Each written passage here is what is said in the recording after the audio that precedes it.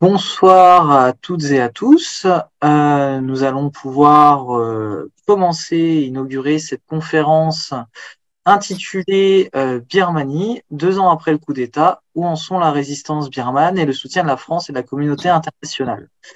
Donc, pour vous expliquer un petit peu comment ça va se passer, on va faire, on va dire, 10 minutes d'introduction très rapide pour poser un petit peu le contexte.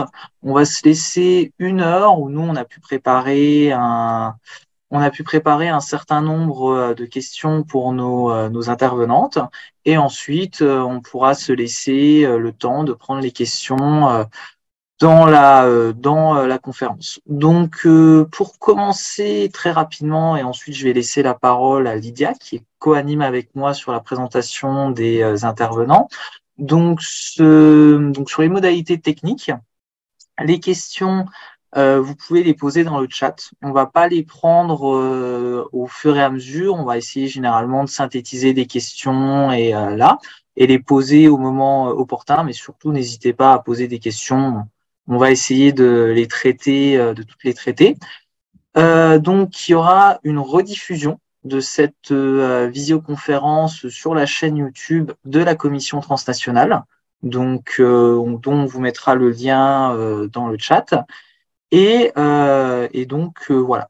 Pour en quelques mots, la commission transnationale, nous, notre rôle au sein d'Europe Écologie Les Verts est multiple. C'est essentiellement pouvoir créer du fonds, donc pouvoir créer du fonds sur les questions transnationales, pouvoir faire de la formation auprès des militants et être une ressource pour les élus, pour le Conseil fédéral, pour différentes instances du parti sur des thématiques liées à l'international. Et donc nous, on préfère utiliser le terme transnational parce qu'on est avec les personnes avec qui on agit.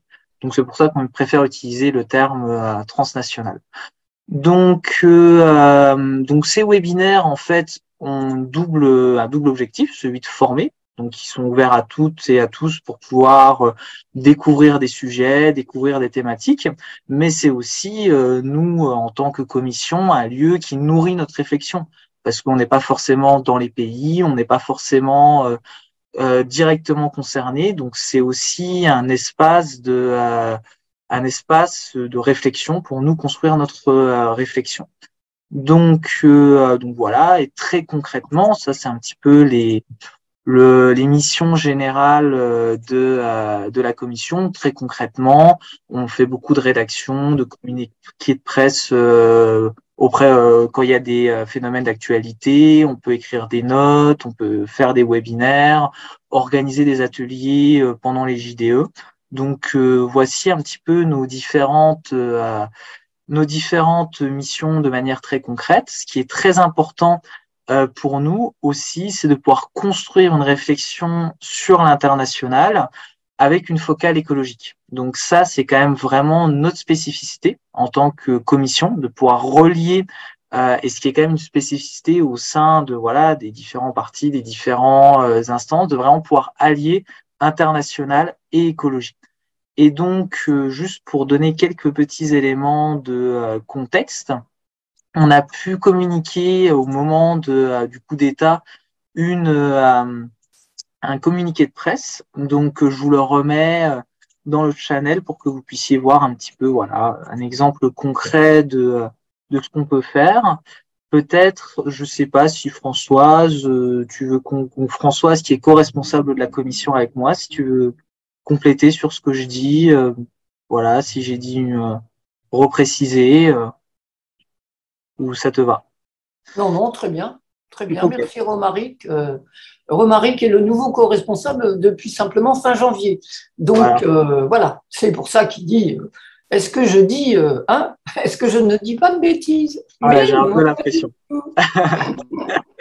Non, parce que aussi, ce qu'il faut avoir en tête, c'est que dans la commission, il y a quand même des gens qui sont engagés depuis très très longtemps. On a des adhérents qui sont là depuis des dizaines d'années, donc c'est vrai que c'est toujours un peu intimidant, mais c'est une richesse, c'est une grande richesse en termes de transmission.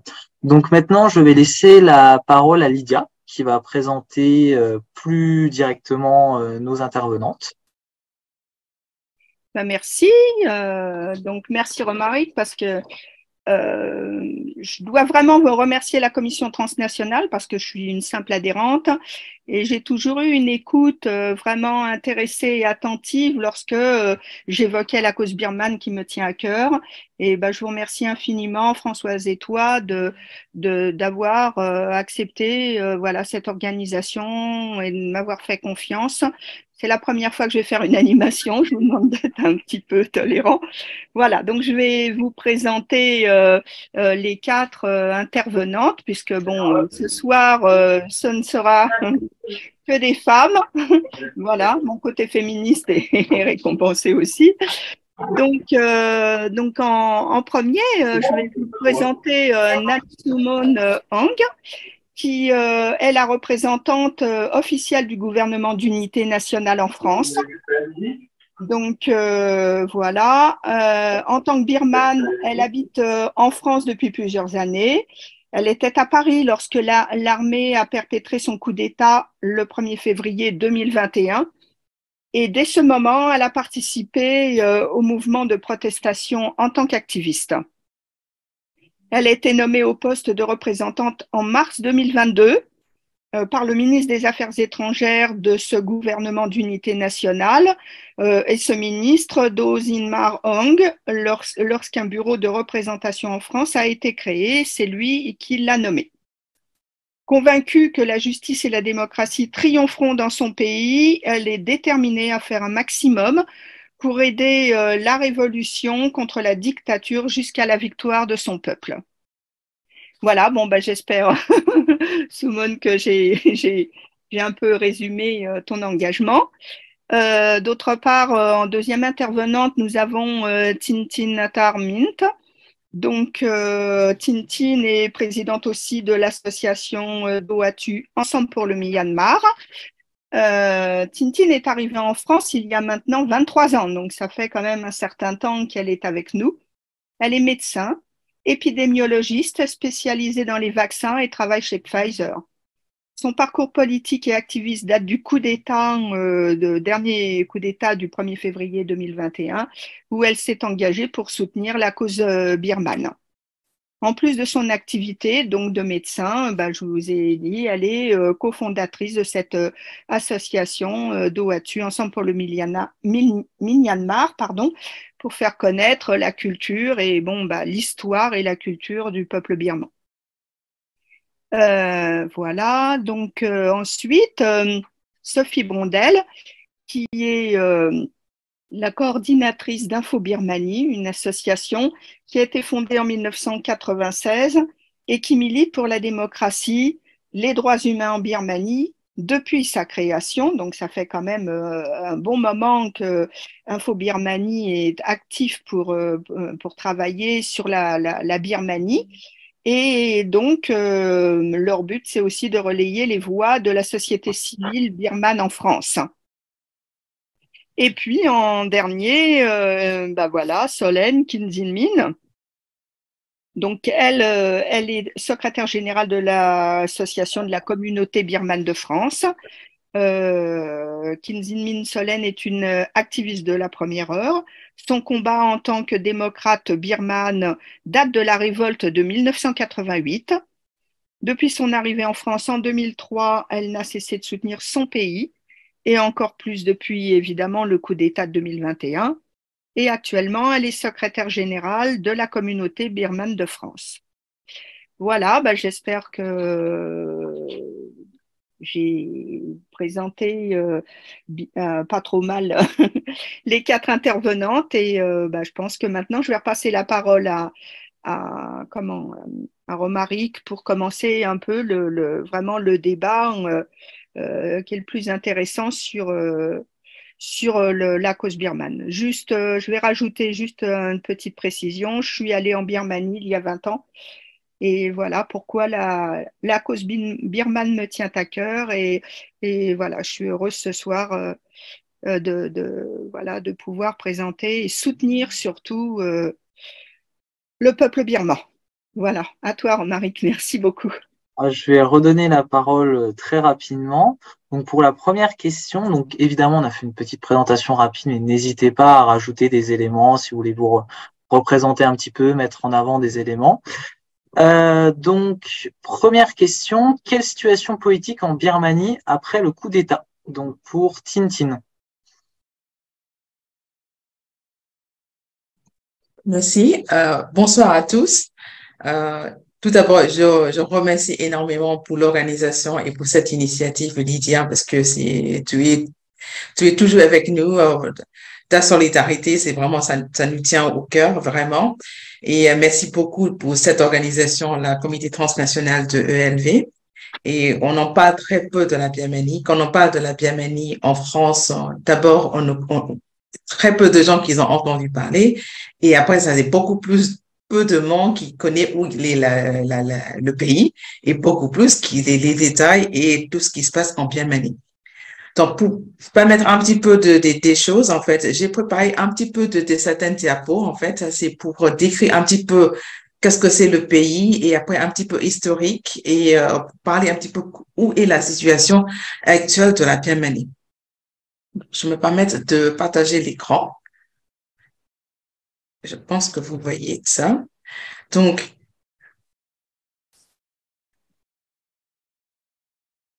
je pense que vous voyez l'écran. D'accord? Oui, je vois.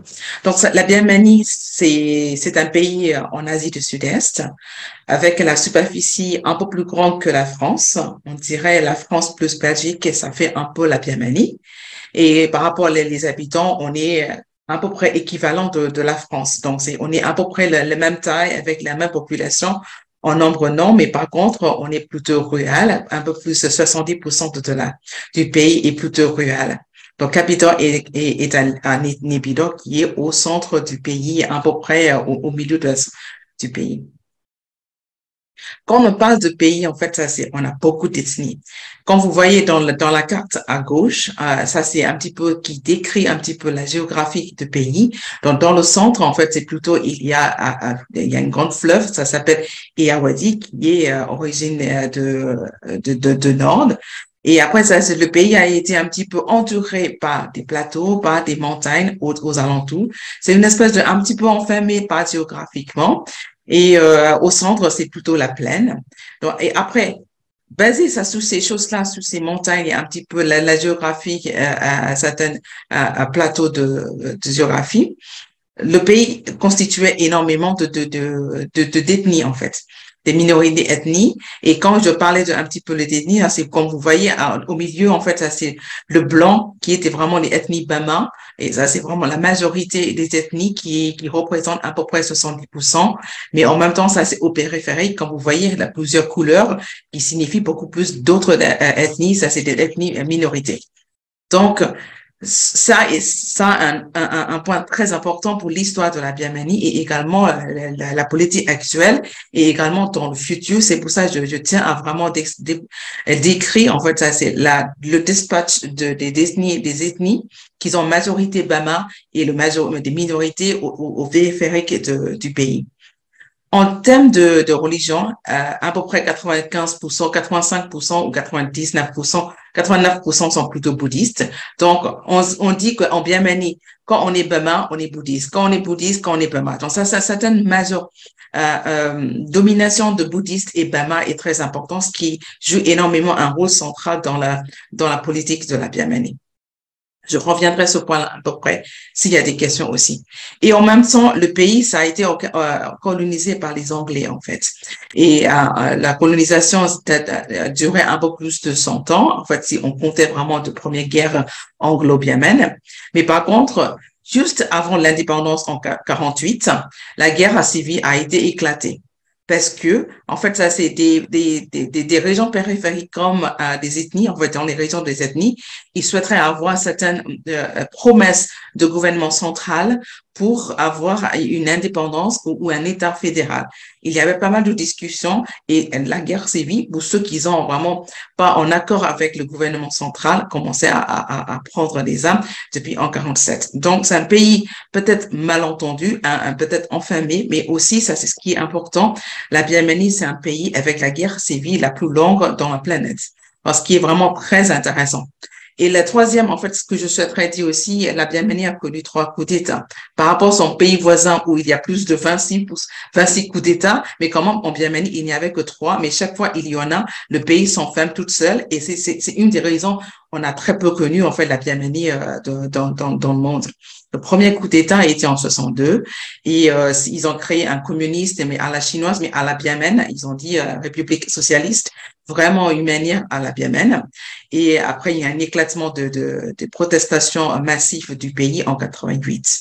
En 88, suite à des manifestations et des protestations de tout le peuple, il y avait un coup d'État par les militaires et ça a duré un bon problème. Plus de 33 ans. 33 ans. Donc, pendant cette époque-là, en fait, on a connu Aung San Suu Kyi parce que ça c'est avec à l'événement des soulèvements de 88, c'est là que Aung San Suu Kyi est rentré dans la politique, on dirait. Donc, la junte militaire a vraiment contrôlé le pays, vraiment avec la même vraiment fer à fer en 1948 à 2010. Mais tout doucement, le pays souffre et aussi s'ouvre et il y a un peu de réformes politiques. Mais par contre, majoritairement est dominé par les militaires et tout est vraiment crafté aussi faire pour que les militaires continuent à tenir le contrôle du pays. Et entre 95 et 2021, il y avait un État à peu près semi-démocratique où Aung San Suu Kyi a vraiment au pouvoir. Et suite à des élections en 2020 où NLD, LND, qui est la partie de Aung San Suu Kyi, qui a une victoire écrasante. Suite à cette écrasante victoire, il y avait un autre coup d'État et depuis, le pays a été sombré. Là, ça, c'est la gauche. J'ai montré un petit peu la guerre civile. En fait, la guerre civile, ce n'est pas un endroit fixe. En fonction des évolutions des historiques et aussi des querelles, mais souvent, ça, c'est des plus ou moins intensités a été différent en fonction des périodes. Ici, j'ai précisé exactement à peu près les dernières décennies, donc 2011, 2015 et 2019. Donc, le pays a encore des guerres civiles. Mais quand vous voyez en 2019, c'était vraiment 2 ans après la fameuse l'histoire des Rohingyas et les conflits dans les zones des Rohingyas et du Rakhine étaient beaucoup plus intensifiés. Donc, ce que je souhaiterais dire, en fait, ça c'est le pays n'a jamais connu vraiment la paix absolue depuis son indépendance. Donc, je vais un petit peu parler bien évidemment, je vais parler de 1er février 2021. C'était le 3e coup d'État, je crois que le plus sanglant et le plus important et qui nous marque vraiment l'actualité. Donc, tout de suite, immédiatement, tout de suite après le coup d'État, l'annonce, tous les Birmans descendent dans la rue. On ne veut pas les militaires. On ne veut pas les militaires au pouvoir. On n'accepte pas ce coup d'État militaire. Donc ça c'est au départ la manifestation sont beaucoup plus pacifiques, mais au fur et à mesure les répressions sont beaucoup plus strictes et la violence répression qui se continue et je vais parler à peu près la suite. Donc puisque la répression était importante, répressive et violente et sanglante, la résistance s'organise parce que on ne veut plus accepter coup d'État, on ne veut plus accepter ces militaires au pouvoir. Et le slogan, et après cette résistance était extrêmement menée par les jeunes, on dit Gen Z, les générations Z, les jeunes aux alentours moins de 25 ans. Et c'est eux qui mènent, c'est eux qui sont déterminés, qui sont les plus courageux. Et il dit que ça, c'est vraiment vous trompez la génération, on n'accepte plus jamais, notre génération sera la dernière qui subit ce coup d'État. Avec ça, il y avait beaucoup de mouvements et aussi des institutions qui suggèrent. Après, ça, on va parler sous moi et les autres. Il y a un mouvement des obéissances civiles, c'est une grève générale des officiers. C'est important. Et aussi, il y a des forces de défense de peuple. Donc, les peuples prendre les armes parce qu'il y a certains moments, la violence était tellement énorme, il était obligé de prendre les armes et pour défendre. Et il y avait l'apparition et l'établissement du gouvernement d'unité nationale en 2021 en avril et aussi un conseil consultatif pour l'unité nationale, ce qui va mener un feuille de route pour les nouvelles pages de la Birmanie, et également, mine de rien, parce que ça, c'est un pays qui est constitué de plusieurs organisations ethniques armées, et donc ça, ils ont depuis des décennies qui existaient. Donc, ces institutions et ces mouvements-là sont vraiment des mots phares, des piliers de la résistance. Donc, un peuple, en fait, ça, c'est un peuple qu'on souffre énormément. Je ne vais pas aller en détail, mais par contre, c'est un régime militaire qui est contre son peuple, son peuple.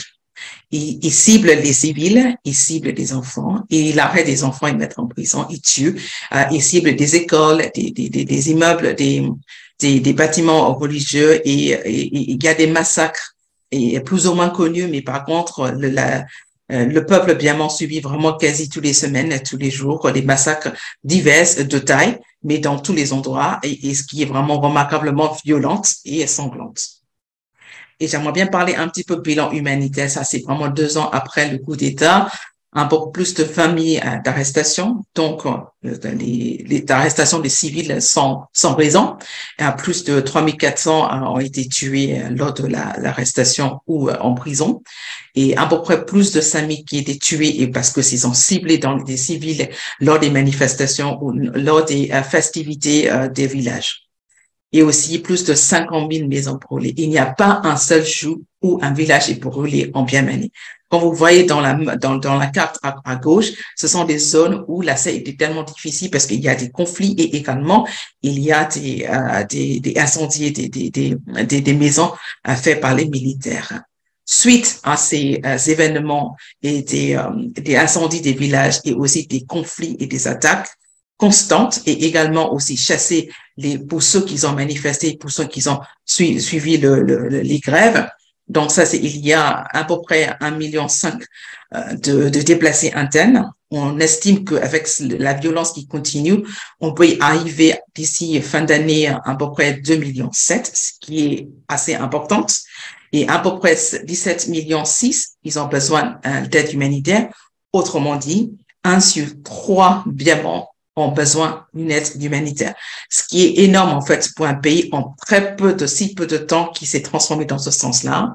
Et après le Covid suivi par un coup d'État, il y a 4 millions d'enfants déscolarisés. Ça va faire un énorme impact dans le futur du pays, parce que des enfants sans école, c'est la future qui est noire. Donc, ce qui est vraiment, j'aimerais bien un petit peu parler vraiment, ça c'est le dernier slide, parlant de politique actuelle. Bien évidemment, il y a unité nationale, il y a gouvernement unité nationale, et également il y a des groupes ethniques armés, et aussi des forces des forces de peuple, des armées. Donc il surgit par beaucoup d'endroits.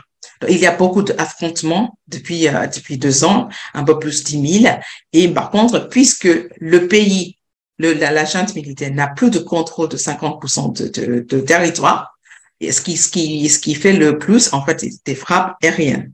Ils bombardent des villages, ils bombardent, et aussi ils tirent par les missiles. En fait, ça c'est vraiment, puisqu'ils n'ont plus de territoire, ils ne peuvent pas pénétrer par le territoire, mais quand même ils continuent à bombarder les civils et cibler les civils. Mais de toute façon, en 2 ans, ils ont perdu 50% de leur territoire. Et donc, je pense que ça, c'est ce qui est en train de passer, la junte militaire qu'ils sont en train de perdre le pouvoir, et qui va finir par une guerre perdue pour eux. Mais par contre, la guerre n'est pas encore finie. Le conflit n'est pas encore fini. En plus, ça c'est, dans les médias, ce qu'on dit énormément, c'est un conflit entre la junte militaire et aussi les rebelles. Ce n'est pas des rebelles. En fait, ce sont plutôt les simples peuples. En fait, ça c'est les Birmans, et qui essaient de défendre eux-mêmes en trouvant des armes aux alentours, en fabriquant des armes aux alentours, parce que il faut se protéger, parce que c'est un gouvernement qui ne se protège pas et qui tue son peuple. Donc, c'est pour ça, quand on parle de la Birmanie, on est au-delà de la lutte de pouvoir entre la partie de Aung San Suu Kyi et la junte. Il est au-delà de conflits des différentes ethnies. Il est au-delà de vraiment des rebelles contre des militaires. Parce que pour exister, pour défendre nos droits, pour continuer à suivre, il faut vraiment défendre par les armes. Et après, ça, c'est, de toute façon, le peuple était vraiment déterminé, ce qui est très important pour cela. Le paysage de la résistance est vraiment entouré par les déterminations et le courage d'un peuple, surtout mené par les jeunes. Et après, avec ça, la société est en train de changer. Donc ça, c'est ce que je souhaiterais dire. En fait, ça, c'est maintenant juste ça. Et que le peuple a beaucoup est déterminé, mais par contre, on souffre énormément parce que les armes, les frappes aériennes, des missiles qu'ils ont vraiment tenus par les militaires. Et par contre, le peuple se trouvait sans rien, pas grand-chose à se défendre. Et mine de rien, ça, j'aimerais bien souligner aussi, il y a des grands piliers de la résistance, gouvernement d'unité nationale et également des forces de défense de peuple. Il y a certains qui sont sous le gouvernement d'unité nationale et il y en a certains qui sont indépendants et également, très important, des organisations armées des ethniques. Voilà, ça c'est un petit peu où on est dans la politique. Merci. Désolée, j'ai pris un peu plus de temps, mais pour constituer le contexte. Donc là, on va passer sur la question suivante de ce contexte national. Donc, je vais passer la parole à Zinmin sur la question: quel impact de cette junte sur l'environnement? À toi, Zinmin. Bonsoir à tous. Je crois ma collègue, elle a pas mal expliqué avec des diapos et les plans. Moi, je voudrais parler des commencements dès le commencement. Alors, je vais m'expliquer. Quand on parle de l'écologie, il faut pas oublier que la Birmanie est un pays où il y a la richesse des ressources naturelles qui a toujours été un point une des raisons des conflits. Parce que quand on parle de la richesse naturelle, qui est-ce qui les gère et comment les gérer? Parce que quand on parle de l'écologie, c'est le respect des ressources naturelles, mais aussi le respect du pays et du peuple. La Birmanie a toujours été un pays, la corruption. Comment ça fonctionne? La Chine, tout ce qui se passe, les ressources, comme du bois, les mines, comme des pierres précieuses, ils ont toujours été sous la main de la junte. C'est que quand on parle de l'écologie, il n'y a aucun sens, aucune loi qui protège le pays et des ressources naturelles. De ce fait, la Chine, il peut manipuler parce qu'avec la corruption, ce sont des généraux qui empochent bien sûr, la richesse du pays et qui les vendent. On commence par dire que les forêts, il y a un peu plus de 40 ans, il y a plus de réforestation. Des forêts sont rasées, des forêts de tête, ils ont été rasées, personne n'en parle. Parce que ce sont des sujets qu'il ne faut pas parler en public, premièrement. Deuxièmement, quand on parle de la richesse du pays, les gaz naturels, Sophie élaborera sous la totale, dont je ne vais pas entrer dans les détails, mais tout le monde profite et la Birmanie commence à faire vraiment l'enjeu politique à cause de l'environnement de sa richesse. Donc, quel est l'impact? L'impact, c'est que la Birmanie dégrade. La situation écologique dégrade des années en des années, de décennies en décennies. Il n'y a plus de bois, il n'y a plus de rizières depuis 3 ans parce qu'ils ont tout incendié. Les rivières, parce que la Chine, depuis une dizaine d'années, ils voudraient construire des barrages et que nous avons fait des manifestations,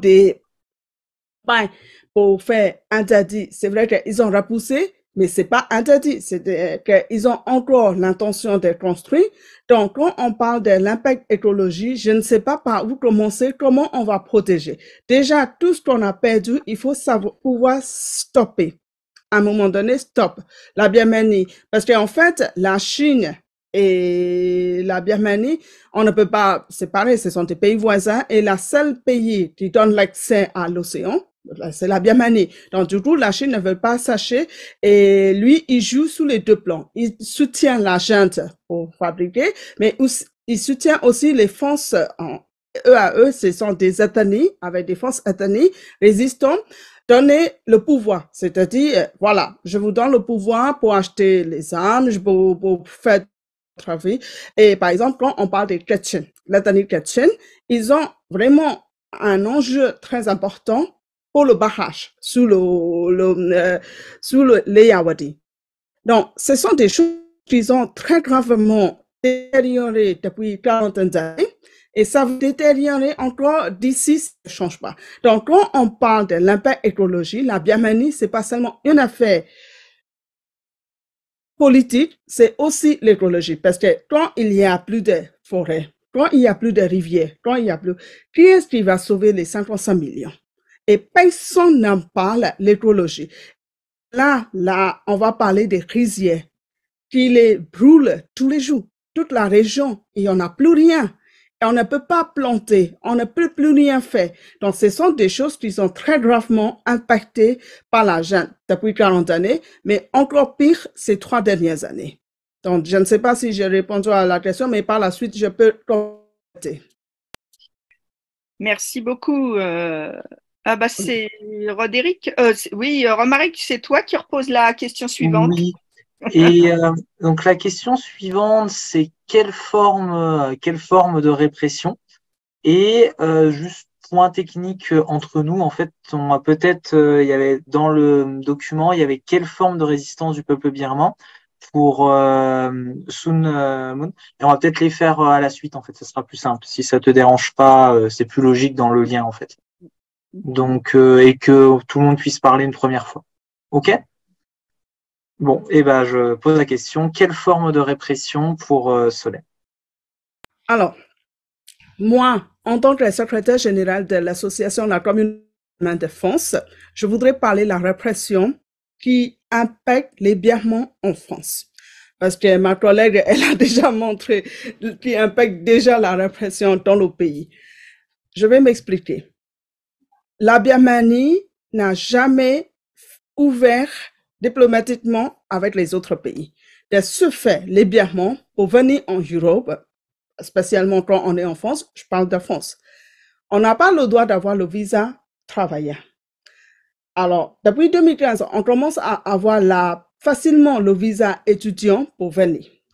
Alors, d'où est lié le visa et la répression, c'est que tous les Birmans qui sont en France ne sont pas les détenteurs de nationalité française. Ils ont les détenteurs de Birmans et ils ont le passeport birman. De ce fait, ils sont obligés de fréquenter l'ambassade birman et c'est là que la répression commence. C'est qu'il a été tellement réprimé par la terrain pour interdire la politique, la résistance depuis l'intérieur du pays et l'extérieur du pays. Tous les Birmans qui sont obligés d'aller à l'ambassade, soit pour renouveler le passeport, soit même s'ils ont le passeport français et pour retourner au pays pour voir la famille, pour avoir le visa, ils n'ont pas facilement on va dire l'aisance pour aller fréquenter l'ambassade. C'est une répression parce qu'ils savent que s'ils viennent participer avec nous à une manifestation, l'ambassade va repérer les Birmans qui fait la politique en France et que, ben voilà, vos familles ne sont pas à l'abri. On n'a aucune garantie que vous arrivez à l'aéroport et que vous allez rentrer chez vous directement. Il se peut qu'on vienne vous chercher, arrêter. Et cette répression, ils ont formé depuis 1988 cette révolte. C'est-à-dire, ne fréquentez pas ceux qui font la résistance, que ce soit dans le pays ou que ce soit à l'étranger, parce que nous, on vous a à l'œil. C'est comme ça qu'ils ont fait. Donc, il y a très peu de Birmans, même qu'ils sont en France, en Allemagne. D'ailleurs, c'est on a commencé la première année, il y a beaucoup de Birmans qui ont commencé la deuxième année. Au bout de deuxième année, les Birmans, ils se posent la question. Parce que vous savez, la révolution, c'est pas arrêté. Mais eux, ils ont besoin de retourner au pays et ils se posent des questions. Est-ce qu'on pourra retourner facilement? Parce que vous voyez ce terrain qu'ils sont en train de transmettre même en France, c'est quand même, c'est une répression, on va dire, la terrain le plus imaginable. Par exemple, nous, les Birmans, qui sont, on va dire, activistes, on a fait le choix de ne pas fréquenter l'ambassade birmane. Nous avons choisi. On peut faire, mais tout le monde ne peut pas faire ça. Et pourquoi? La répression est tellement bonne. Donc, du coup, la répression n'est pas seulement le peuple qui sont dans le pays, tous ceux qui vont aider, c'est-à-dire les réseaux sociaux. On va commencer par parler de la Facebook. Sous le profil, si vous mettez quelque chose, vous êtes attitré comme résistant. Voilà, vous êtes contre le gouvernement. Et c'est comme ça qu'ils ont régné. Et la terre est tellement peur, et c'est bien dommage, mais ça peut affecter. Donc, imaginez-vous déjà ceux qui sont en France, c'est comme ça. Comment il va survivre ceux qui sont dans le pays? Donc, on ne peut pas exprimer la répression tellement forte qu'ils pratiquent de jour en jour par la terre. Voilà. Merci, Zinmin, pour ces précisions qui sont intéressantes tout de même parce qu'on ne sait pas exactement, même si nous sommes français, je sais que pour les réfugiés, c'est quand même un parcours du combattant. Et voilà, bon, merci beaucoup. Donc, la prochaine question, ce sera pour Sophie de Info Birmanie. Sophie, on souhaiterait vous demander quel est l'impact de cette junte sur les minorités et notamment Rohingyas. Sophie? Excusez-moi, avec le son, c'est nettement mieux.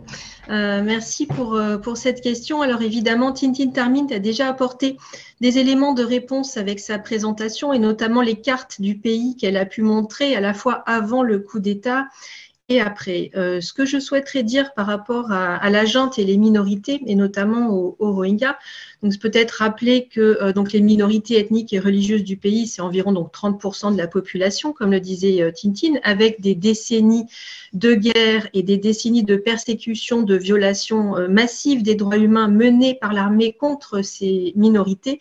Donc évidemment, dès lors que le coup d'État est intervenu pour ces minorités, c'était évidemment la crainte de voir ces violences et cette discrimination, ces persécutions institutionnelles se développer et s'aggraver. Alors évidemment, elles se sont développées, elles se sont aggravées, tout simplement, parce que ces minorités, pour certaines d'entre elles, étaient aussi en lutte armée pour leur droit à l'autodétermination, le respect de leurs droits. Elles étaient en lutte contre l'armée et donc elles ont poursuivi cette lutte au lendemain du coup d'État militaire. Donc, elles ont subi de plein fouet, évidemment, la répression menée par la junte. Donc, ça, c'est un premier point. Et c'est sous cet angle-là, d'ailleurs, que certaines organisations de la société civile birmane, alors notamment Burma Human Rights Network, qui est basé à Londres, a pu documenter l'escalade des violences contre une minorité chrétienne, que ce soit dans l'État Chine, dans l'État Kaya, l'État Karen, enfin, du coup, des minorités qui étaient prises pour cible dans le cadre de cette résistance menée par rapport à la junte. Donc, on a pu évoquer des dizaines d'églises brûlées, notamment, et des articles de presse qui relayaient la situation des chrétiens en Birmanie. Mais ce qu'il faut bien voir par rapport à cet aspect-là, c'est que, comme le disait Tintin, aujourd'hui, on a une junte militaire qui est en guerre contre son peuple. Et on a un peuple birman qui se soulève dans son ensemble contre la junte militaire, contre le retour des militaires au pouvoir. Et donc, ça change un peu aussi notre perception des violations qui sont commises, puisqu'on peut voir que les pratiques de l'armée birmane contre les minorités ethniques qui consistent en fait à mener une politique de la terre brûlée, à détruire des villages entiers, à s'en prendre aux civils pour que les civils se désolidarisent des groupes armés qui défendent leur territoire. Ces pratiques-là se sont déplacées dans les plaines centrales qu'évoquait Tintin, où la population est majoritairement bamar. Donc aujourd'hui, ce sont les Birmans finalement dans leur ensemble qui subissent les pratiques criminelles de l'armée et qui se traduisent par les mêmes exactions, les mêmes crimes. Donc on parle de crimes contre l'humanité, de crimes de guerre, que ce soit à l'encontre des Bamars, qu'à l'encontre des minorités ethniques et religieuses du pays. Sur les Rohingyas, par contre, du coup, je voulais quand même vous remercier aussi pour cette question parce que c'est vrai que c'est quelque part le drame dans le drame birman qui est oublié aujourd'hui et avec des spécificités, c'est-à-dire que les Rohingyas, évidemment, au lendemain du coup d'État, ne pouvaient que s'inquiéter du retour des militaires au pouvoir. Pour eux, en fait, ce coup d'État, ça signe une continuité de l'impossible retour en Birmanie, c'est-à-dire que le retour n'était déjà pas possible sous le gouvernement d'Aung San Suu Kyi. parce que les conditions sur place pour eux ne s'étaient pas du tout améliorées et restaient les mêmes, c'est-à-dire qu'un état, enfin un état de discrimination et de persécution institutionnalisée et un déni de leur existence, de leur citoyenneté.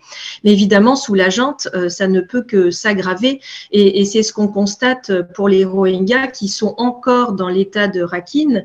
Il y a 600 000 Rohingyas environ en Birmanie, la plupart dans l'état de Rakhine.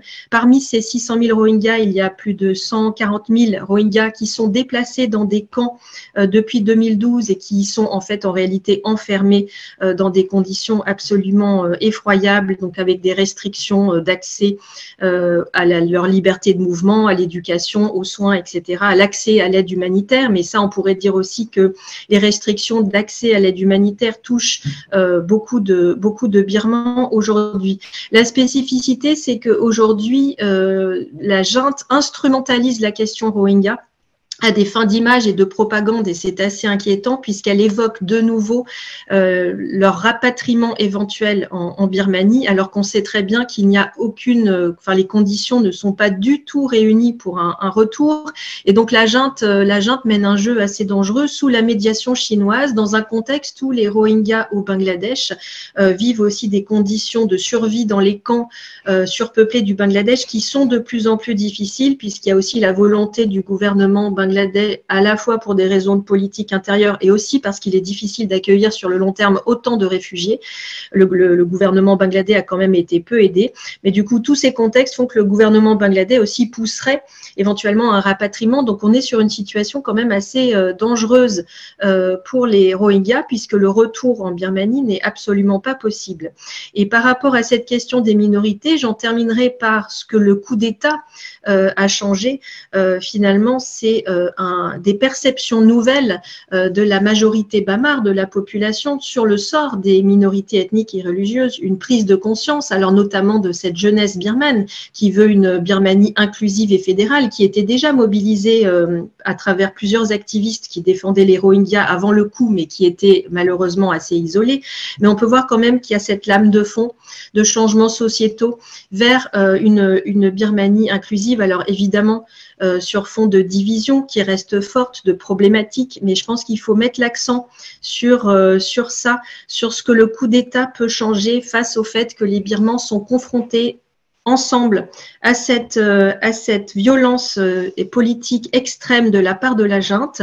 Alors évidemment avec des agendas politiques différents, mais je pense que le rôle de la communauté internationale, de ceux qui veulent aider justement la lutte démocratique des Birmans, c'est justement de favoriser tout ce qui fait sens commun et d'aller vers ça et de le consolider encore, parce que cette unité, elle est potentiellement en germe, évidemment dans un contexte complexe, mais il faut mettre ça en avant. Et du coup, j'en terminerai par ça, sur ces éléments-là, même s'il y aurait aussi sans doute encore beaucoup de choses à dire. Merci. Donc, tiens, j'ai vu qu'il y a beaucoup de questions sur l'international et sur la Chine. Ne vous inquiétez pas, ça arrive juste après. Il y a vraiment une partie sur l'international et ensuite une partie en lien avec la France. Donc là, on va laisser la parole à notre quatrième intervenante sur la question de quelle forme de résistance du peuple. Et notamment, il y avait une question dans le chat sur la question de la violence, non-violence, et quels sont les moyens d'action, les différents moyens d'action. Bonjour à tous, donc, merci beaucoup, donc, particulièrement merci beaucoup Lydia et aussi de Euro de Écologie de l'évêque, et aussi merci également pour m'avoir invité à cette importante webinaire. Dans sur les questions, donc on peut dire que les peuples birmans a massivement rejeté le coup d'État.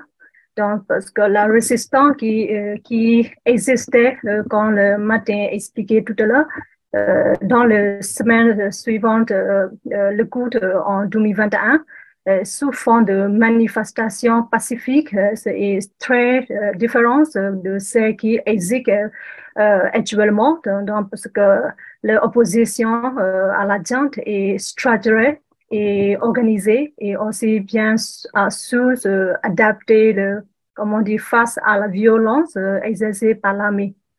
Depuis les débuts, le gouvernement d'unité nationale, NUG, représente la principale force de résistance.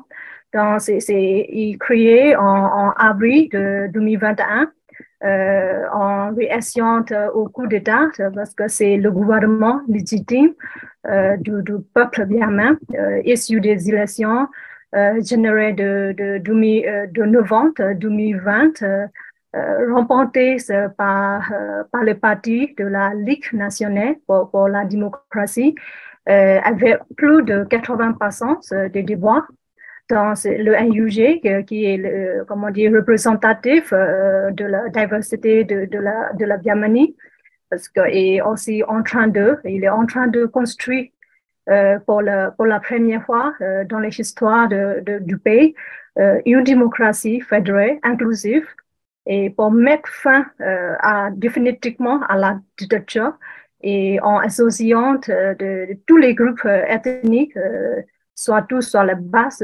d'une nouvelle institution et de nouvelles constitutions. Donc, pendant la révolution de l'action du NUG en Birmanie, se focalise sur plusieurs domaines, notamment sur la défense pour protéger la population contre les crimes de l'armée, parce que le NUG a créé en mai 2021 les forces de défense du peuple, comme Mathieu expliqué tout à l'heure, le PDF. Et en septembre 2021, le NUG a lancé une guerre révolutionnaire en appelant à la résistance unie de toutes les forces birmanes. Aujourd'hui, il y a plus de 60 000 hommes et femmes dans le PDF et collaborer avec des groupes ethniques, des groupes armés, tels que par exemple les Karen, KMU, et les Kachin, KIO, et des forces de défense locales, on s'appelle LDF, mais qui ne sont pas sous le commandement du NUG, de Right.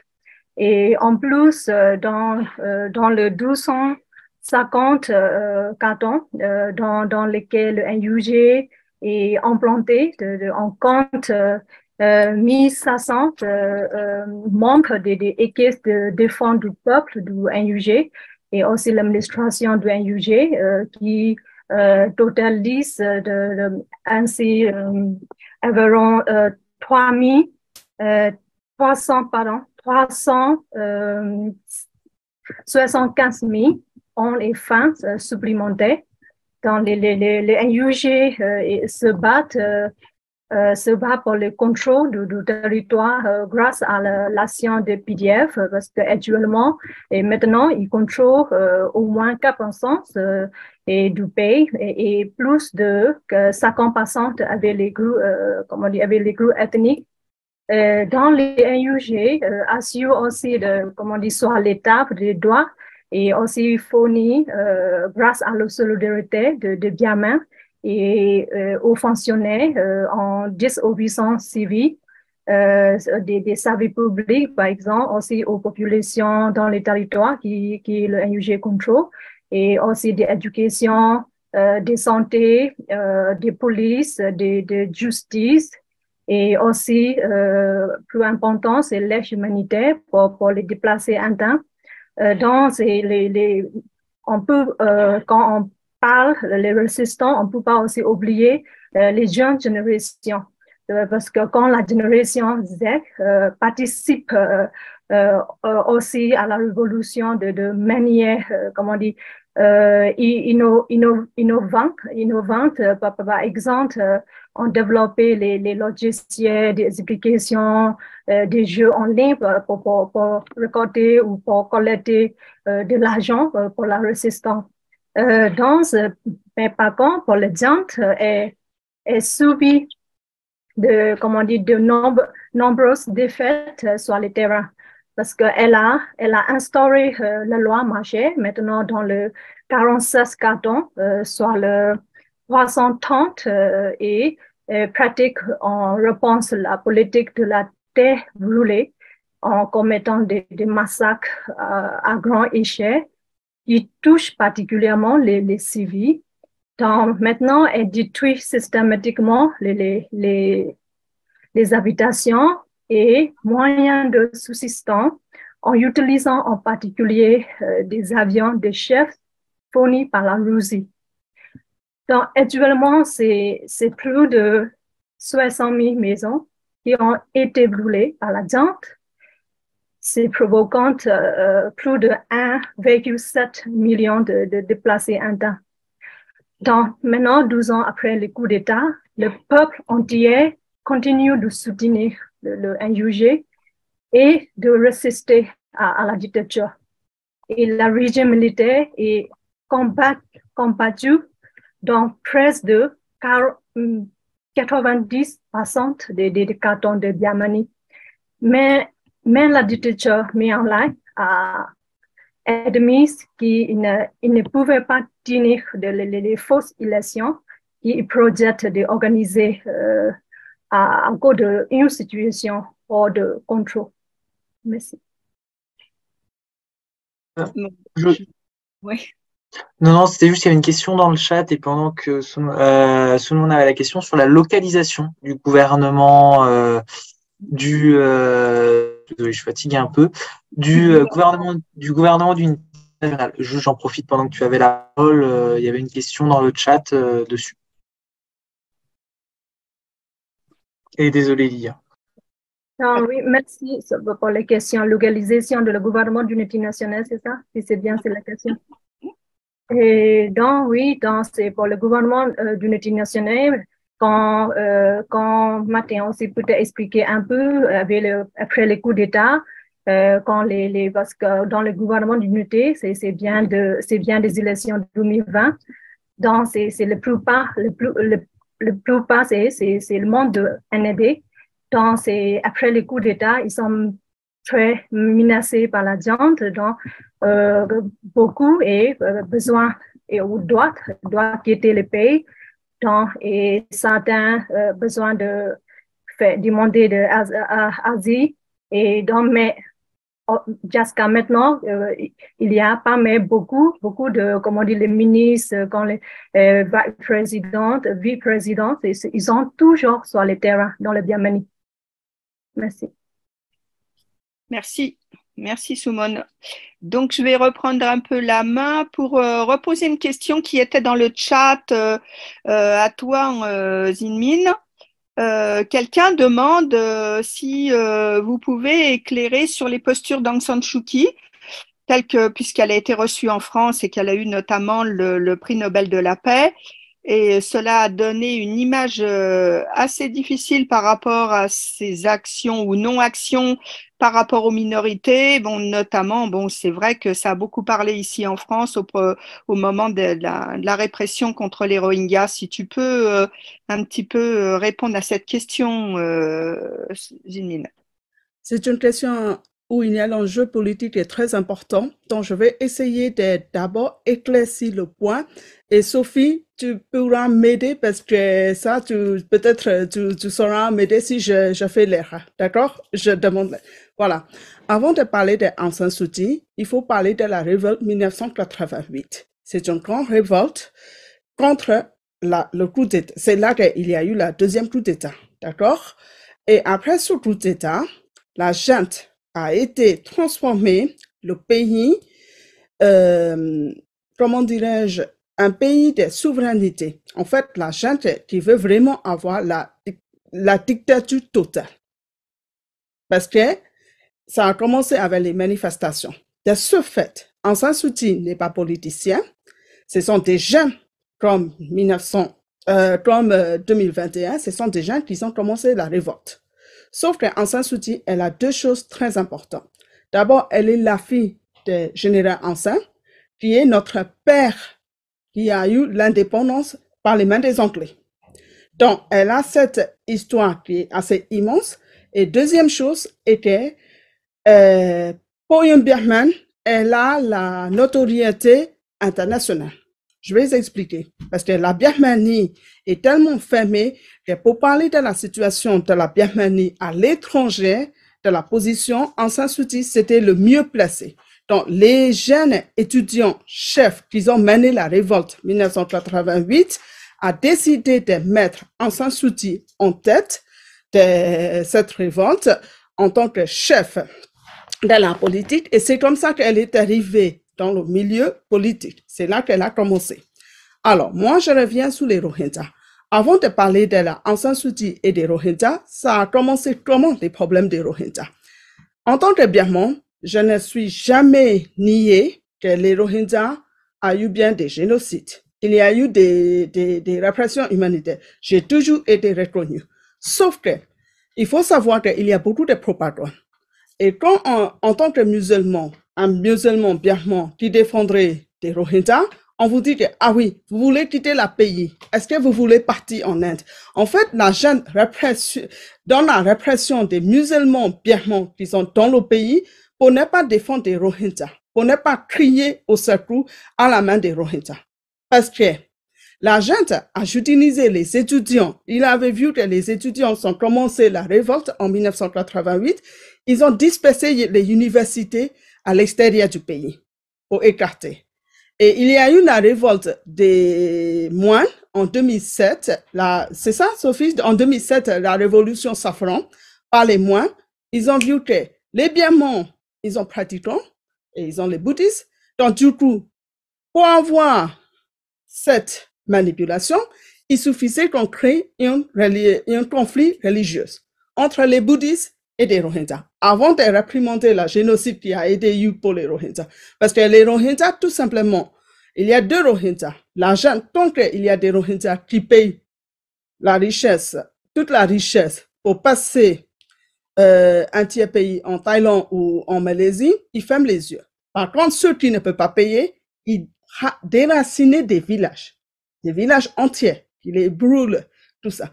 Tout simplement, ils ont créé le problème des Rohingyas pour cacher la route de soins que la Chine voudrait aller, parce qu'il y a la graisse naturelle.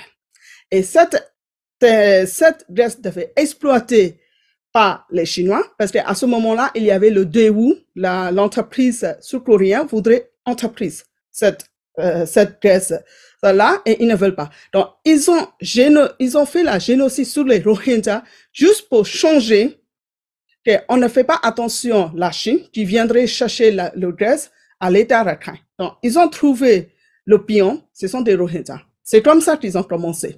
Mais les Birmans, en tant que le peuple birman, ne pouvaient pas crier pour soutenir des Rohingyas parce que déjà, il y a le grand propagande. Ce sont des musulmans au 21e siècle, ils vont venir envahir, tout ça. Ils ont fait ça.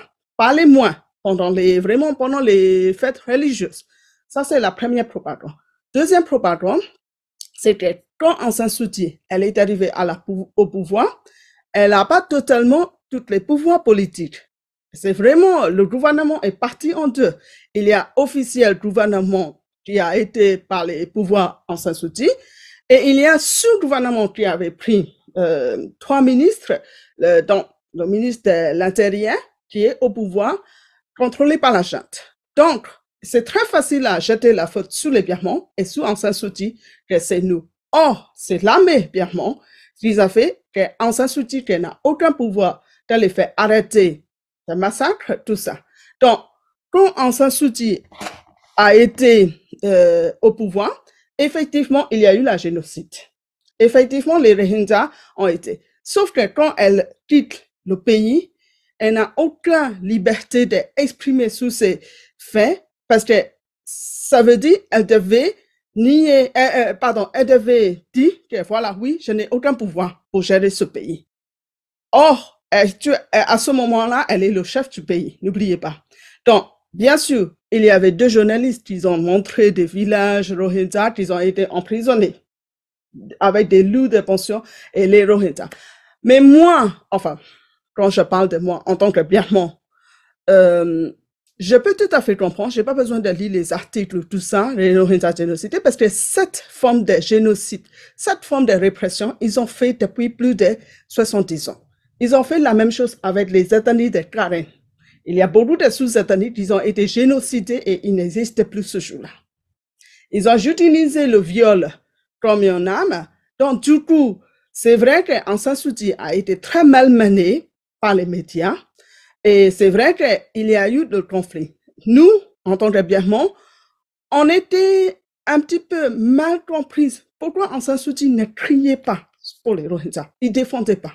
On ne comprenait pas ce moment-là. C'est maintenant que plus on voit, c'est maintenant qu'on va vivre. Mais en même temps, je suis désolée, hein, en tant qu'aide, c'est vrai que les Rohingyas, ils ont vraiment souffert pendant si je ne dis pas de bêtises, une quinzaine, même plus, vingtaine d'années. La répression qu'ils ont fait, des villages entiers brûlés, ils n'ont aucun accès aux soins, aucun. Si vous êtes un Rohingya, déjà, vous ne pouvez pas scolariser. Vous ne pouvez pas aller dans un hôpital, tout simplement. Pourtant, ce sont des Rohingyas qui sont nés dans le pays et qui n'ont jamais mis les pieds au Bangladesh. Ce sont des Birmans, enfin, c'est vrai que des Rohingyas. Donc, c'est vrai que ce sont des faits qu'ils ont eus. Aung San Suu Kyi, elle a été très malmenée et je n'ai rien à ajouter parce que je ne sais pas quelle était sa position, mais en tant que Birman, moi, je suis toujours été dans ce milieu, on va dire, résistant. En tant que Birman, on reconnaît que les Birmans n'ont pas crié assez fort pour les Rohingyas quand ils ont été réprimandés.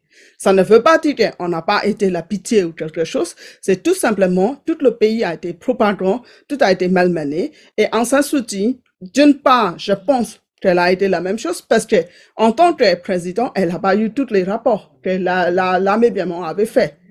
En tant que chef, elle a aucun commande, elle a aucune autorité pour arrêter ces massacres, commander l'armée. Elle n'est pas le chef de l'armée. Donc, c'est vrai que pendant qu'elle est comment dirais-je, en pouvoir, il y a eu des massacres et elle a été très malmenée, mais je suis sûre et certain que ce n'était pas elle qui aurait voulu. C'est fait, ce sont des faits. On reconnaît, hein, je ne nie pas. Donc, ça, elle vous le dira une fois libérée, sa position actuelle, quand elle voit que tout le pays est dedans et qu'elle sait très bien que tout le monde a compris qu'il y a deux gouvernements qui sont en train de gérer et que la gente n'a jamais voulu délibérer le pouvoir. Il y en a une autre chose que je voudrais ajouter, c'est que les Rohingyas qui ont souffert, mais n'oubliez pas, les 55 millions des autres Birmans ont souffert aussi. Et nous sommes des humains. Et là, nous se battons. Donnez-nous la chance de gagner cette résistance. On vous montrera comment on va être très humain envers les Rohingyas. Parce que ce que nous demandons, c'est avoir un pays fédéral. Et ce n'est pas le peuple qui a été un don contre eux. Et ce n'est pas Aung San Suu Kyi qui voudrait pointer le doigt pour tuer, faire ce génocide sur les Rohingyas. Je ne sais pas si j'ai répondu à la question. Ok. Tu veux y aller, Lydia? J'y vais. Oui, mais tu as sauté la question précédente. Tu devais poser la question à Tintin. Quelle dynamique régionale et relations avec les pays limitrophes? Bon, ça a peut-être été un peu déjà évoqué. Non, je l'ai pas sauté. C'est juste qu'on restait dans le contexte un peu national et que je sentais que cette question était un peu là. Peut-être. Est-ce que parce qu'en fait l'heure tourne, je veux pas créer des frustrations en fait, parce que j'imagine que les autres intervenantes ont des choses à dire et que ça a l'air d'être un sujet assez politique. Est-ce que c'est ok pour vous si on continue sur le déroulé comme c'était prévu et là on passe à l'international, et si vous avez quelque chose à rajouter sur là-dessus, vous le redites au début de votre intervention sur la question, si c'est ok pour vous. Ok, top. Donc pour la suite, c'est Tintin. Donc, sur la question des dynamiques régionales et les relations avec les pays limitrophes, j'ai l'impression que c'est très lié avec la question de la Chine aussi. Donc, peut-être, et comme c'était une question qui t'était dédiée, si tu veux répondre en même temps, faire les deux questions en même temps. Et je te mets en même temps, il y avait plusieurs questions un petit peu liées à ça dans le chat. Je te les remets au fur et à mesure dans le chat, si ça te va. Et évidemment, tu peux rebondir sur le point d'avant. Donc, en fait, je reprends un petit peu, quand on parle de pays limitrophes, on ne peut pas éviter l'ASEAN, on ne peut pas éviter l'Inde, la Chine, et pas de limitrophes, mais comme presque limitrophe, c'est la Russie. Donc, et de plus en plus, ce qui est le plus important, je pense que je vais essayer d'être courte. L'ASEAN, c'est un pays, c'est comme une Union européenne version Asie du Sud-Est, on peut dire. Donc, il est constitué de dizaines de pays. Récemment, ils ont fait un accord pour faire inclure Timor-Leste, et il n'est pas encore vraiment officiellement membre, mais ils ont accepté comme observateur. Donc ça, c'est un pays, en fait, dizaines de pays. Mais une seule question, en fait, ça, c'est quand on parle de la Birmanie, la lutte pour la liberté et la démocratie, et quand on parle des membres de l'ASEAN, il y a très peu de pays qui sont très démocratiques. Donc ça, c'est une des facteurs que ça, si la Birmanie n'a pas beaucoup d'aide des pays voisins, et il y a énormément de choses dites et non dites, et aussi dans la politique, ça peut impacter immédiatement et à long terme.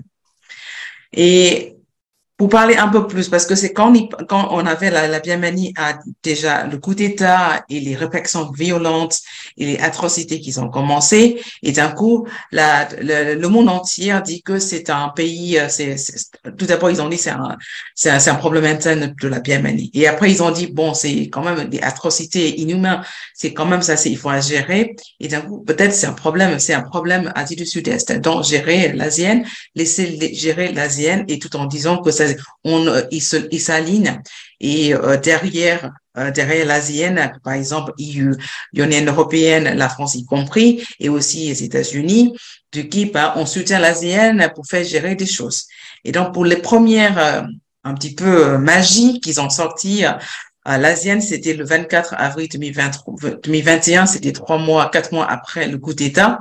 Ils ont sorti un 5-point consensus en demandant à la junte militaire d'arrêter l'arrêt immédiat de la violence. Vous voyez, au bout de 2 ans, et on en est loin de ça, et c'est amplifié, intensifié beaucoup plus. Et tenu d'un dialogue entre tous les partis.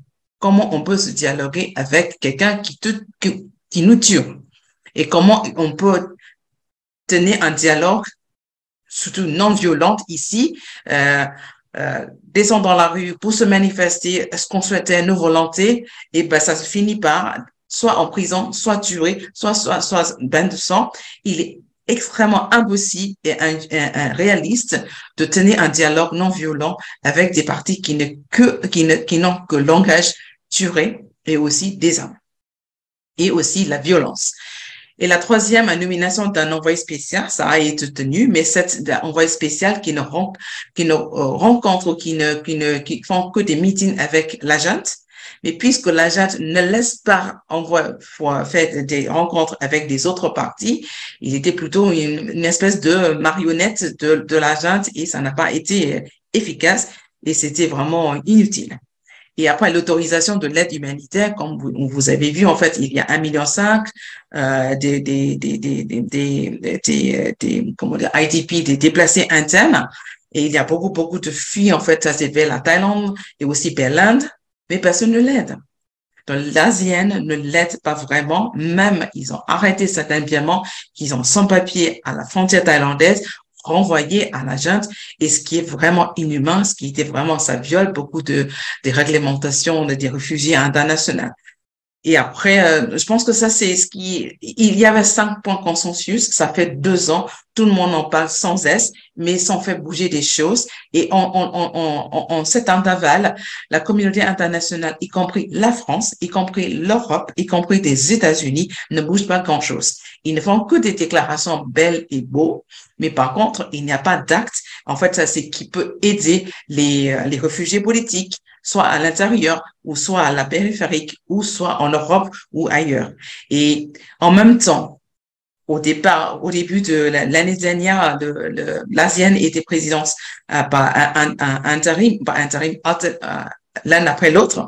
L'année dernière, c'était Cambodge, c'était vraiment pire, hein, parce que ça, c'est la junte militaire birmane et la junte militaire cambodgienne, ils ont à peu près les mêmes principes, donc ça n'a pas bougé des choses. L'Indonésie, cette année, qui a pris la présidence, on avait beaucoup d'espoir, mais là, maintenant, c'est 4 mois passés, on n'avait aucune acte et aucune évidence qui nous aide vraiment.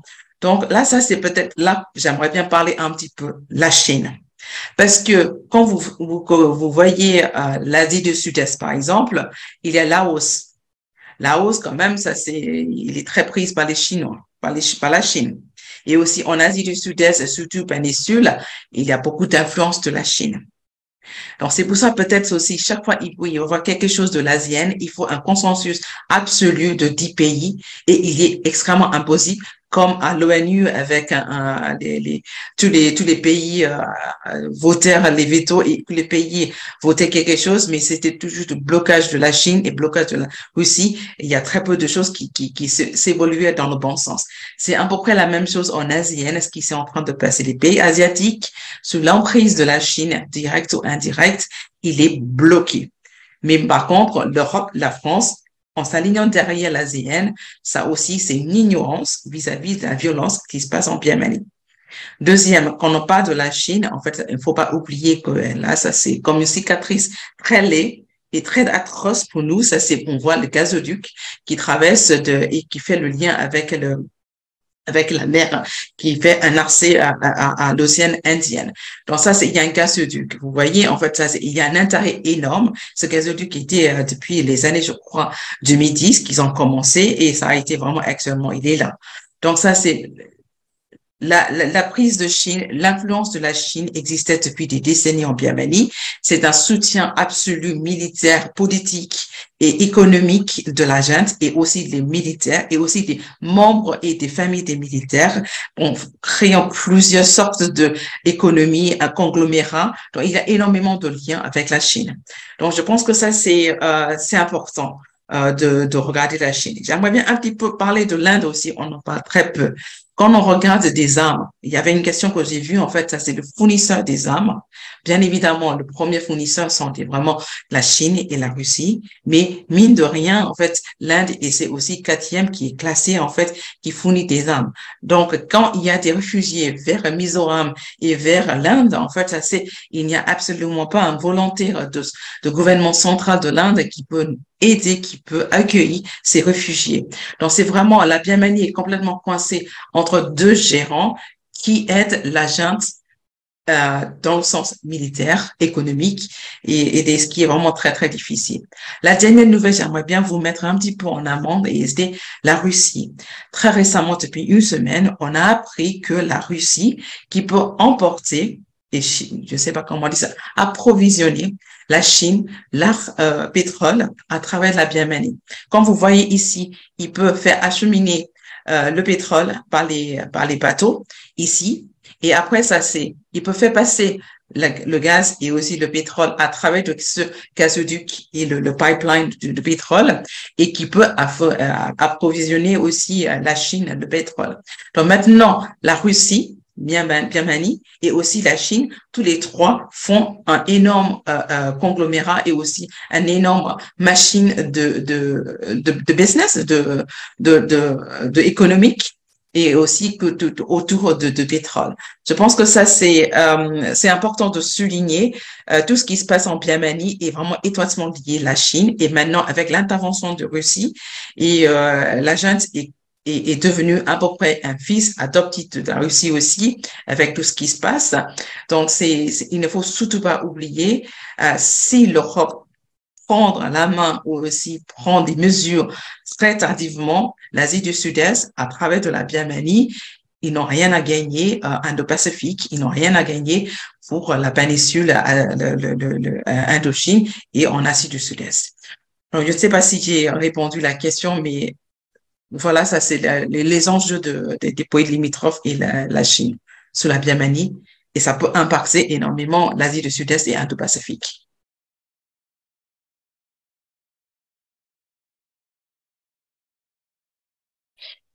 Merci Tintine. Le temps passe très vite, nous sommes désolés, mais Sophie nous avait informé dès le départ que son temps était limité et qu'elle risquait d'avoir besoin de nous quitter. Donc nous passons directement la parole à Sophie sur la question quel est le lien avec des entreprises multinationales, et notamment françaises, parce que ça nous intéresse, c'est quand même très important. Voilà, Sophie. Merci pour ce changement voilà, dans le déroulé des questions par rapport à mon agenda. Du coup, oui, sur la question des investissements, je vais être synthétique, mais peut-être juste souligner que la question des intérêts économiques de l'armée et des investissements, pourquoi elle est si importante? Parce que les militaires birmans sont très présents dans l'économie birmane.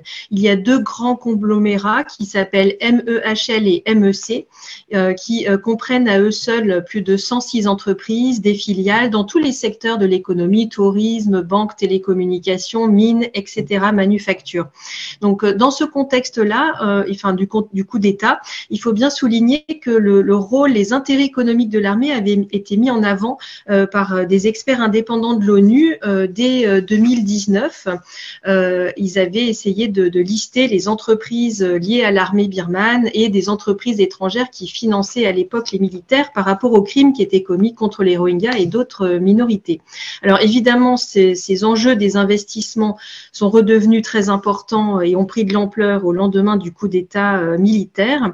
Et c'est en grande partie le secteur gazier qui a mobilisé les acteurs de la société civile internationale, puisque les revenus gaziers représentent pour la junte birmane leur plus grosse source de revenus en devises étrangères. On parle de plus d'1 milliard d'euros sur une année.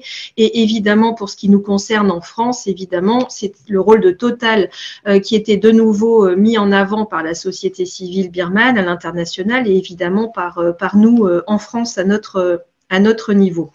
Alors, il y a eu des campagnes donc pour demander aux entreprises liées à la junte ou finançant celles-ci de désinvestir, en tout cas de suspendre leur paiement à la junte. Enfin, pour le secteur gazier, c'était vraiment ça la demande, pas forcément de quitter le pays, mais en tout cas de suspendre les paiements qui alimentaient le régime. Ça a été assez compliqué, comme vous avez sans doute pu l'observer à travers la couverture médiatique de ces enjeux, mais finalement, bon, pour ce qui concerne la France, Total a fini par annoncer son départ et c'est le résultat à la fois d'une campagne internationale assez importante qui a visé Total et les groupes pétroliers et gaziers et aussi de la dégradation constante de la situation sur le terrain. Alors sur les enjeux gaziers, le secteur gazier, il faut voir que ça reste un enjeu assez important puisque toutes les entreprises du secteur ne sont pas parties.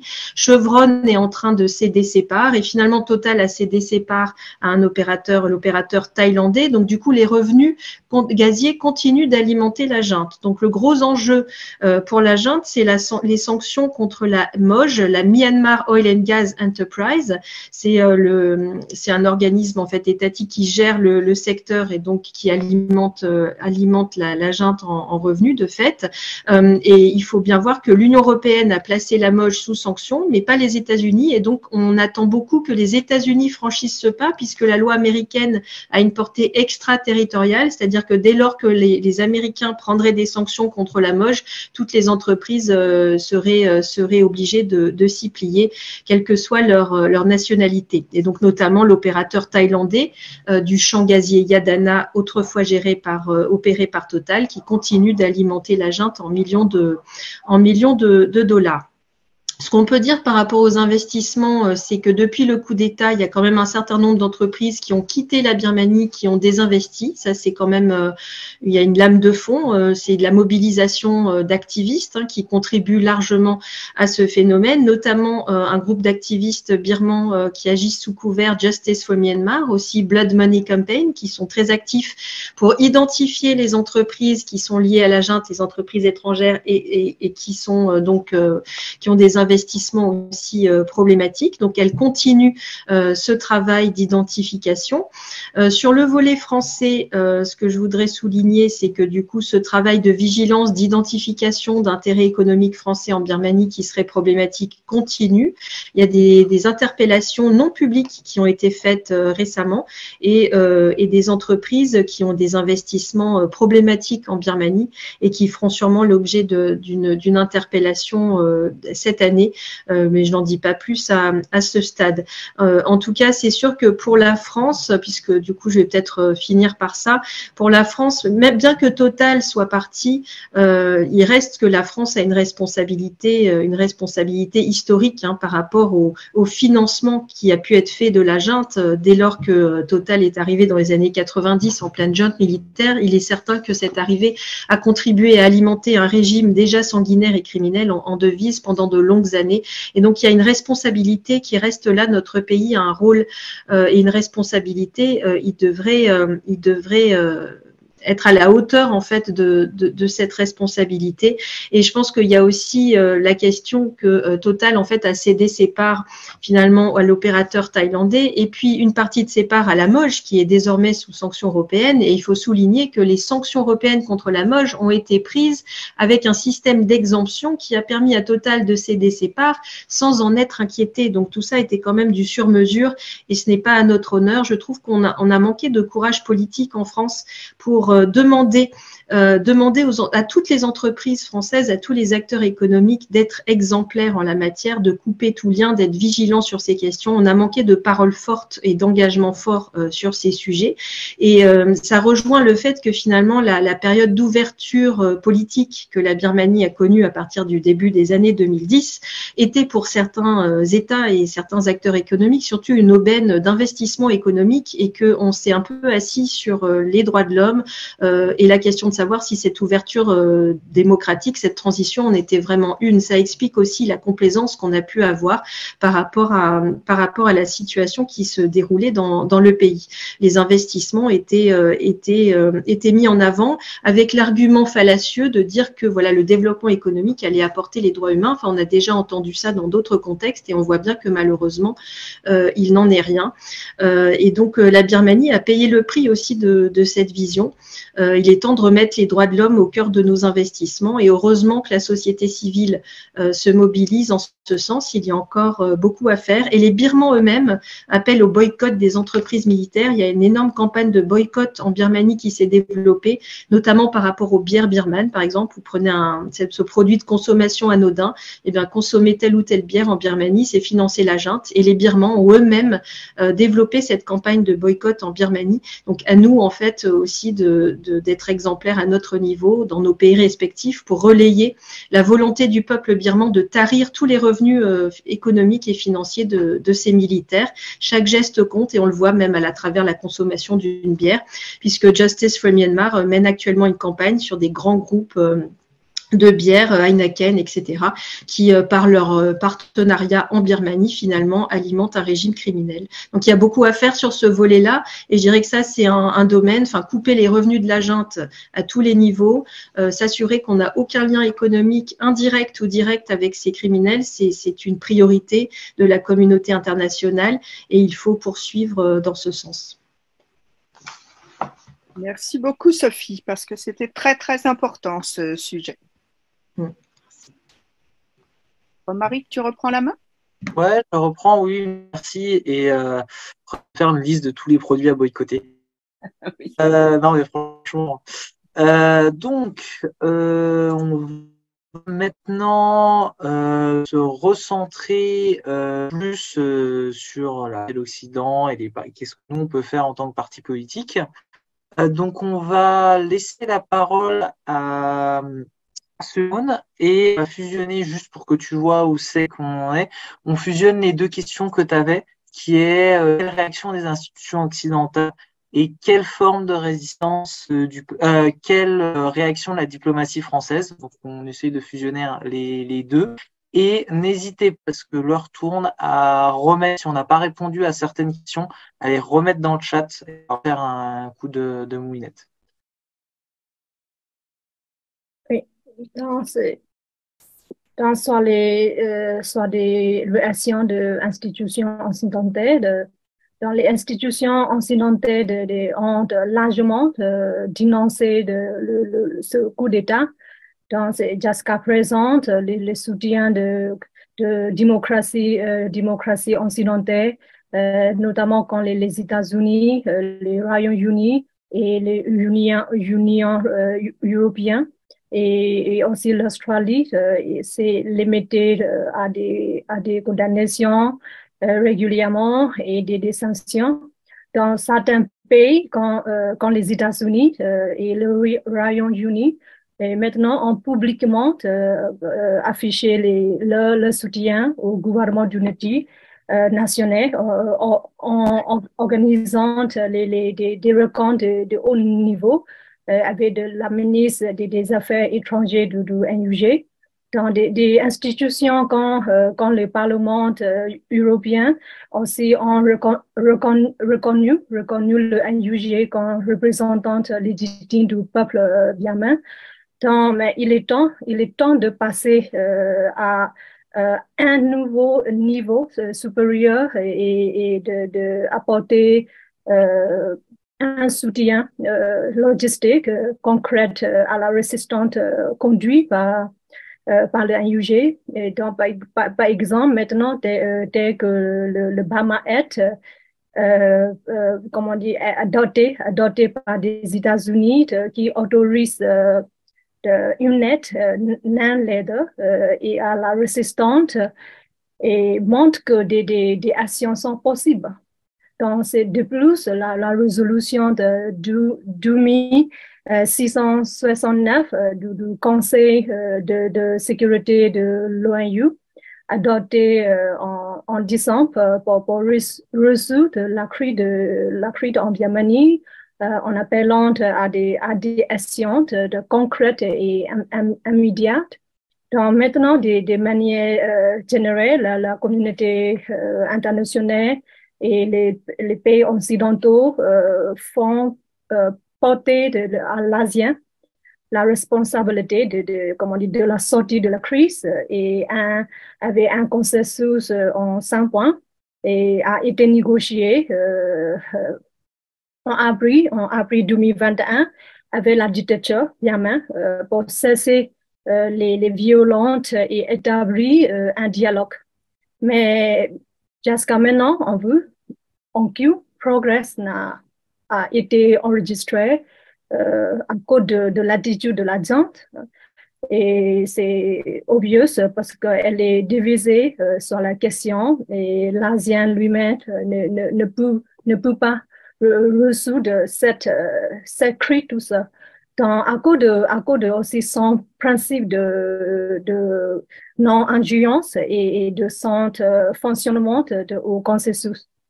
Donc, cependant, il faut bien comprendre que tant que l'armée sera au pouvoir, il n'y a aucun espoir pour la Birmanie. Dans les chaos et les violences vont se intensifier parce qu'il est temps de soutenir le NUG dans ses efforts pour éradiquer la dictature et rétablir la démocratie fédérale inclusive. C'est pour ça que nous ne devons pas non plus craindre qu'un soutien occidental puisse conduire à une réaction de Chinois dans la région. Parce que, au contraire, l'agence reçoit un soutien massif de la Russie. Donc, elle fournit des armements à l'armée birmane, notamment des avions et des hélicoptères de combat qui massacrent les civils. Donc, il y a quelques jours, les pires massacres ont eu lieu le 11 avril dernier avec près de 200 morts, 200 civils sont tués dans un bombardement.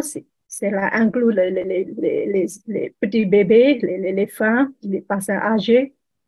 Donc, en contrepartie, l'agence soutient la guerre d'agression de la Russie contre l'Ukraine et lui permet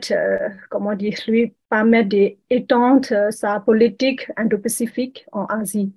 C'est pour ça aussi les raisons des matériels militaires et de la coopération nucléaire entre la Russie et la Birmanie. C'est très, très inquiétant. C'est parce que l'agence souhaite acquérir des armes nucléaires depuis longtemps. Donc, c'est pour ça, maintenant, il est temps de changer d'approche et de ne pas avoir peur de donner au NUG, à la résistance Yamen, le soutien nécessaire pour réussir. Parce que si le NUG recevait seulement 1% de l'aide accordée à l'Ukraine, notre révolution, la révolution aurait déjà triomphé. Nous appelons les démocraties occidentales à passer à l'action et à fournir un soutien logistique et stratégique concret au NUG et à la résistance birmane. La situation nécessite une action fin et résoudre. Donc maintenant, je vais passer sur les questions suivantes de, comment on dit, sur la diplomatie française. C'est lié et donc, si on regarde sur la position de la France vis-à-vis de la Birmanie, donc, au moment du coup d'État, si je me souviens, le président Macron a tweeté que la France se tenait aux côtés du peuple birman. Donc, à ces gens, la France déclarait toujours qu'elle ne reconnaît pas le régime militaire, mais reconnaît les résultats des élections générales de 2020, donc qui ont été largement reportés par la Ligue nationale pour la démocratie. Donc, elle condamne les violences de l'armée et appelait à une sortie de crise pacifique. Donc, pour le moment, ces actions se sont limitées à fournir une aide humanitaire via ces ONG et les institutions internationales et aussi soutenir les sanctions européennes et exercer des bassins ou des pressions diplomatiques. Et maintenant, les parlements, et aussi pendant les 12 ans, les parlements français ont également adopté 2 résolutions en réponse au coup d'État. Donc, c'est en entente. En octobre 2021, le Sénat a appelé le gouvernement à reconnaître le NUG et aussi qu'en février 2022, l'Assemblée nationale a demandé de ne pas reconnaître le SAC et de promouvoir une sortie de la crise et reposant sur un processus de dialogue et politique associant avec tous les partis. Donc maintenant, face à la demande du Sénat, la position du gouvernement français toujours était que la France reconnaît les États, mais pas les gouvernements. Donc, cependant, la France pourrait prendre quelques mesures supplémentaires pour soutenir la Birmanie, notamment en reconnaissant officiellement le NUG quand le seul gouvernement légitime de la Birmanie et en communiquant à haut niveau avec le NUG et en aidant le NUG à fournir des services publics et à la population et aussi en permettant à la population de se défendre contre les atrocités de la junte grâce à un soutien logistique et des armes, des défenses anti-aériennes et en apportant une aide humanitaire concrète à la population par l'intermédiaire du NUG et de ces ressources, comment dire, et avec des ressources locaux comme le NGO, HBO, et aussi en renforçant les sanctions contre les fournisseurs de la junte, notamment en soutenant un embargo internationaux et aussi sur le carburant, aviation. Et aussi utilisant son influence diplomatique au Conseil de sécurité de l'ONU. Et finalement aussi en soutenant les efforts de justice internationale et pour juger les crimes de guerre birmans. Et en plus de la France, on a fait intérêt à s'impliquer pour la cause démocratique, car la Birmanie possède une importante géostratégie, comme Massoulin aussi déjà expliqué, et c'est riche en naturel, en raison de sa localisation aussi au centre de la région Indo-Pacifique et des ressources naturelles. Donc, les crises politiques en Birmanie, c'est également des impacts, négatifs sur la région. Donc, c'est avec des crises économiques et humanitaires et sanitaires menaçant les pays voisins et aussi la stabilité dans la région. Donc, finalement, en conclusion, les combattre la dictature en Birmanie et revient également à combattre les régions autoritaires dans le monde, parce que qui sont les principaux alliés de la junte militaire birmane, par exemple quand la Russie ou la Corée du Nord. Oui, merci. Merci. Je prends la parole ou tu veux prendre la parole, Romaric? Vas-y. Merci. Merci Soumone pour toutes ces précisions importantes. Nous sommes un petit peu contraints par le temps qui passe, hein, puisque on doit bientôt avoir terminé. Donc nous vous proposons de fusionner les deux dernières questions qui sont quand même très très proches. Quel soutien des partis politiques français donc et quel soutien d'Europe Écologie Les Verts possible? Et nous demandons à Tintine si elle peut nous donner son avis et ses propositions. Ouais. Je pense. Oui. Non, c'était juste pour dire point technique, si on peut traiter la question de François sur la question juridique qui proposait un moyen concret. Il y avait une question de Bernard sur le fait que ça soit un pays bouddhiste, quelle influence là-dessus. Donc, si on arrive aussi à les traiter, non, pour les rappeler. Donc, pour parler de la politique française, en fait, et à part des résolutions votées au Sénat et à l'Assemblée nationale, au Sénat, c'était vraiment très positif parce que ils ont carrément écrit à reconnaître le gouvernement d'unité nationale. Mais par contre, quand ce vote et résolution passée à l'Assemblée nationale, ils sont très timides, très conservateur de ne pas accepter la junte et la partie de reconnaissance de gouvernement d'unité nationale n'est pas apparue.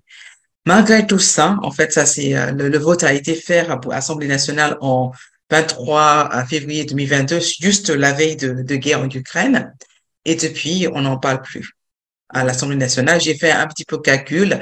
Combien de fois les questions sont posées sur la Birmanie depuis cette vote de résolution? Il y en avait 2. C'est vraiment désolant pour voir que 2 fois poser la question et ça n'a pas bougé du tout.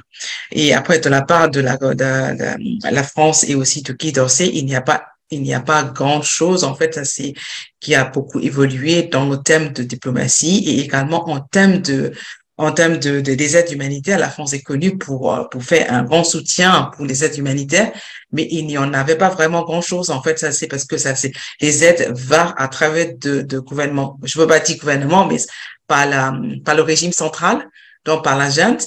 Eh ben, ça a été désolant de voir l'aide humanitaire passe à la junte.